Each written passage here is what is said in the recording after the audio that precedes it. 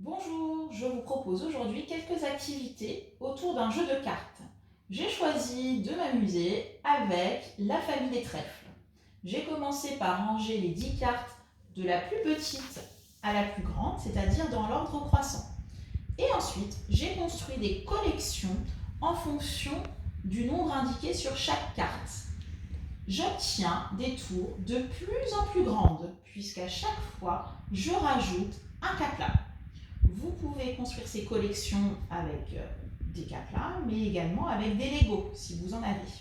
Si vous n'avez pas de caplas et de Lego, vous allez pouvoir construire pour chaque carte des collections avec des pâtes, des haricots ou des boutons. C'est ce que je vais faire avec la carte du nombre 4. C'est-à-dire qu'ici, je vais poser 4 boutons. Et vous allez pouvoir faire la même chose pour les 10 cartes. Quand vous avez terminé ce petit jeu, je vous propose le jeu du nombre mystère. Une personne de la famille va cacher une des cartes pendant que vous avez les yeux fermés. Vous avez les yeux fermés? C'est parti, je vais cacher une carte. Ouvrez vos yeux. Ah, alors, quel est ce nombre mystère? Ce nombre mystère est situé entre le 5 et le 7 et il se trouve juste après le 5. Bravo, c'est le nombre 6. Refermez vos yeux. Ouvrez vos yeux. Ah, alors cette carte-là est un petit peu plus difficile puisqu'elle arrive à la fin de la bande numérique. Pour retrouver ce nombre, soit vous prenez des indices avec les cartes qui sont entre la carte du nombre mystère, c'est-à-dire le 8 et le 10, ou alors vous pouvez recompter les nombres à partir du 1 pour vous aider. Et on obtient la carte 9. Voilà. Une autre idée de jeu,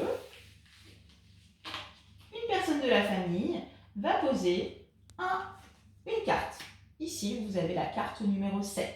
Et il va falloir retrouver la carte qui se trouve, le nombre de la carte qui se trouve juste avant et la carte qui se trouve juste après. Voilà, je l'ai juste à côté de moi. C'est le 8 qui se trouve juste après le 7 et c'est le 6 qui se trouve juste avant le 7. Voilà. Donc là, on a obtenu une suite. Hop, on refait la même chose. Par exemple, avec la carte numéro 3, je place donc le nom qui vient juste avant, c'est la carte numéro 2. Et le nom qui vient juste après, c'est le numéro 4.